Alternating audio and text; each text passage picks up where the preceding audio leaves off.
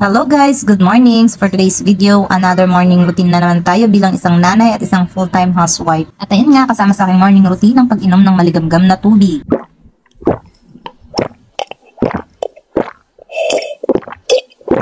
Pagkatapos ko nga uminom ng maligamgam na tubig dyan ay naligo na nga agad ako niyan kasi hindi na ako nagluto ng kanilang pagkain na uulamin at babaunin dahil nga sabi ko kay mama ipagsabay na nga lang silang dalawa dahil nga hindi na ako magsasayang, ang dami naming bahaw guys, so masasayang na naman kapag nagsaing na ulit ako.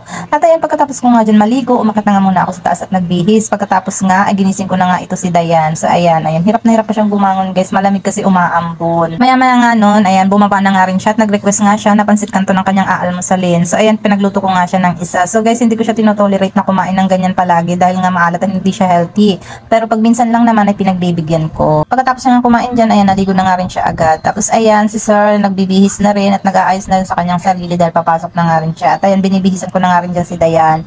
Naligo nga pala ako agad dyan guys kasi nga maaga ang alis nila mama para mamili sa Tanawan. Hindi na ako makakauwi niyan para maligo kasi alas 7 aalis na sila. At ayun nga, tapos ko nang bihisan dyan si Dayan, sinusuklayan ko na siya. Sabi ko sa tindahan ko na nga siya pupuyudan kasi basa pa nga yung buhok niya. At ayun, nagpe-prepare na rin ako sa aking mga dadalhin sa tindahan. Tapos ayun, palabas na nga rin kami. At ayun nga guys, habang in-start ko nga yung motor ay ayaw, sira na naman. So hindi na naman mag-start ang automatic kaya pinadyakan ko nga dyan guys. Nakakainis nga, ayaw ko nga pumadyak ng pumadyak at ako'y nahihirapan. At nung nag-start na nga yung motor, ayan, lumabas na nga rin kami. So sobrang aga pa niyan guys, sobrang dilim pa. Tapos basang-basa pala yung kalsada kasi nga umaambon. So nag-aabang pala dyan si Sir sa akin at bibili nga daw siya ng saging. At ayun nga si Dayan nagtatakbo papunta kay la mama. At ayan, papasok nga kami dyan dahil kukunin ko nga yung bag at saka yung susi. At naabutan ko nga itong dalawa, si Amar at saka si Ate Apple kumakain pa, diba?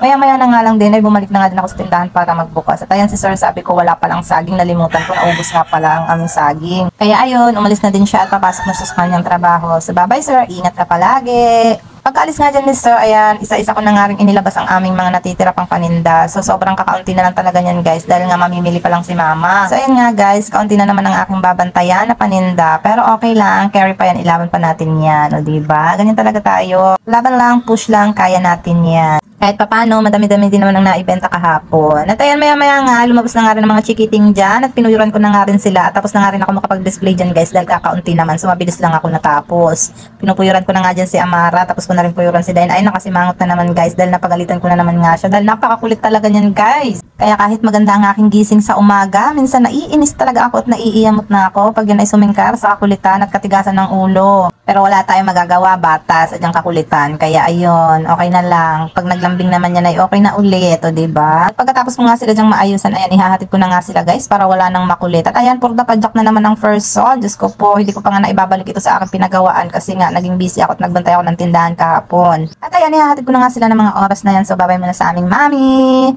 Maya-maya nga pagbalik ko, si Ate Apple naman ang aking ihahatid. So andyan na nga rin siya niya ng mga oras na yan. Kaya ayan, dire-diretso na ang aking pagkahatid. So ayun, babay muna sa iyo Ate Apple. Ingat. Maya-maya nga lang din yan, ay nakabalik na din ako agad. So si Ate Kate naman ang aking hihintayin para ihatid. So bago nga siya dumating, ay nagtimpla nga muna ako nitong aking kape. Dahil kulang ang morning kapag walang coffee. So ayan, hindi makukumpleto ang ating morning routine kapag walang coffee sa aking video. Maya-maya nga dumating na nga rin ito si Ate Kate. For the padyak na naman ng person. Aroy, Mama Mia. At ayan, ihahatid ko na nga rin siya ng mga oras na yan. So babay muna sa aming mami ulit. Paalam. So that's it. Wait for part 2.